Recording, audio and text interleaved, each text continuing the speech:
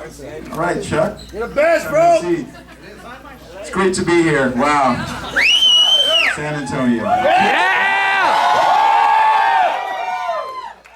Well, since San Antonio is the heavy metal capital of the world, Totally. why don't you give these great fans a little insight on how the movie all came about? All right. Well, let me just say, it's an honor to be here.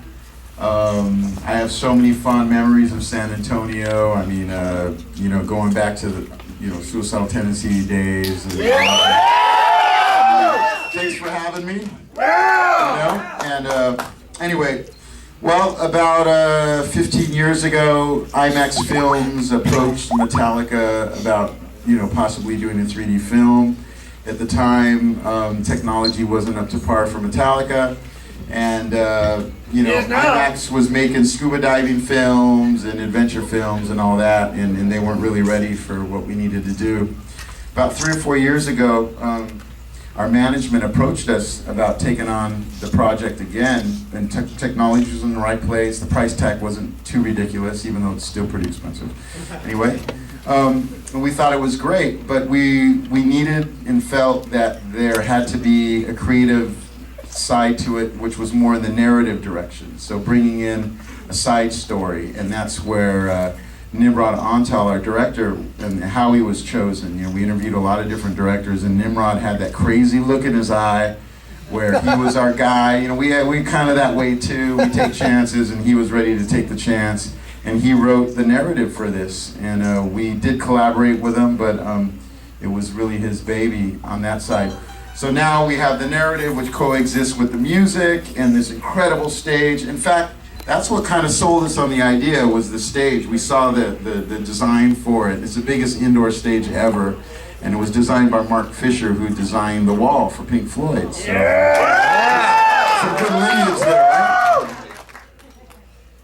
Well, we know Metallica loves San Antonio. San Antonio loves Metallica. What's your favorite memory of being in San Antonio? Well, I've got a lot of fond memories. One in particular was an after-show party in Vinnie Paul's room from, Vinnie Paul from Pantera. The Rio Grande, and there was a number of bands there. It was after an Ozfest, and I remember I was hanging out with Zakk Wylde, and he proceeded to throw furniture into the river. And obviously the cops proceeded to follow us, and luckily we were kind of going through the back stairway and they were coming up through the elevator, so we kind of missed each other. And poor Vinny received the bill for that incident, and he wasn't too happy about it. I did not throw anything in the river, so I was innocent. I think Zakk received the bulk of that beating.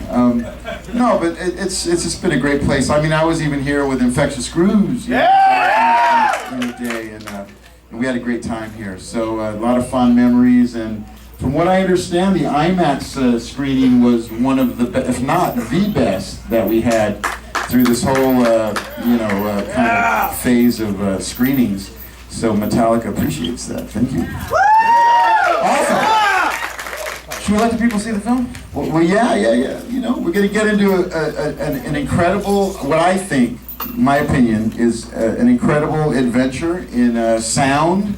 I mean, you could even close your eyes. If you guys want, don't even open your eyes. The sound is really, really amazing. Greg Fiddleman, our producer engineer, did an incredible job with the sound, and it's bringing the viewer to the stage and experiencing like Hetfield right in your face, and Kurt's butt right in your eyeball, and Lars is, that vein he gets on his skull right there, and he's fired up. He acts all crazy! All the sweat and all the stuff that goes with it.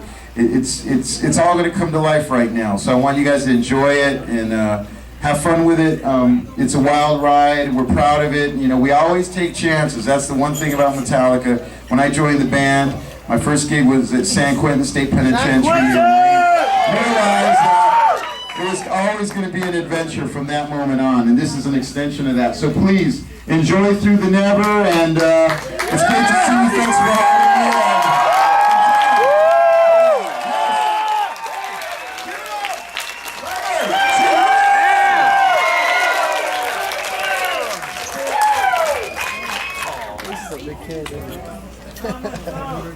me.